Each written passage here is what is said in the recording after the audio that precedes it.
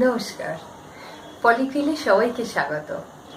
কৃষিভিত্তিক বাংলার কৃষিজাত ফসল থেকে খাদ্যদ্রব্য বানানো প্রথা অতি প্রাচীন এবং জনপ্রিয়।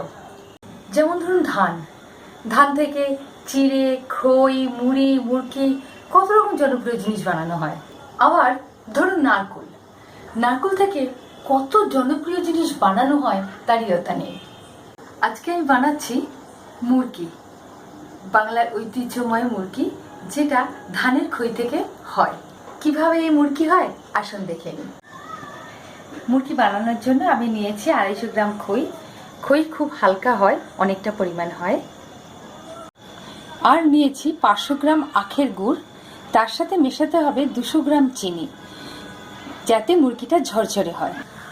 গরম কড়াইতে গুড় দিয়ে দিতে হবে। গুড় জাল বা পাকের উপরে নির্ভর করে আপনার মুরকিটা কেমন হবে।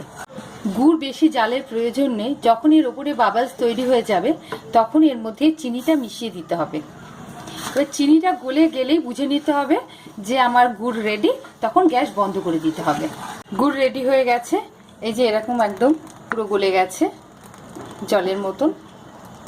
ব্যাস, এবার আমি গ্যাস বন্ধ করে দেবো। এবার গুড় ঢালতে হবে খইয়ের ওপরে। এইভাবে অল্প অল্প করে দিতে হবে আর নাড়তে হবে।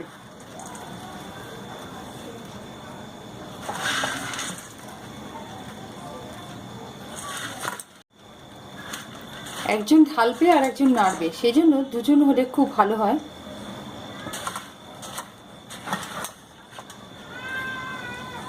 কথায় বলে যত গুড় তত মিষ্টি। খইয়ের ক্ষেত্রে কিন্তু ভীষণ খাটে। যত গুড় দেবে তত খইগুলো বেশি মিষ্টি হবে, খেতে বেশি ভালো লাগবে।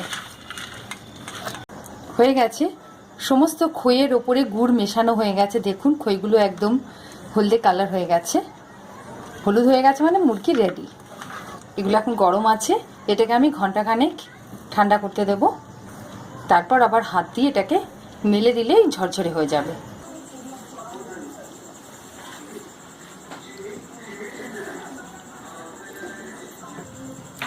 এবার এই মুরগির মধ্যে একটু কর্পূর, একটু এলাচ গুঁড়ো এর সাথে মিশিয়ে দিতে হবে, তাহলে গন্ধটা খুব সুন্দর হবে। আর কর্পূরের গন্ধ তো পুজো পুজো লাগেই। বাংলার ধান থেকে যে খই হয় সেই খইয়ের সাথে গুড় মিশিয়ে মুরকি বানানো হয়।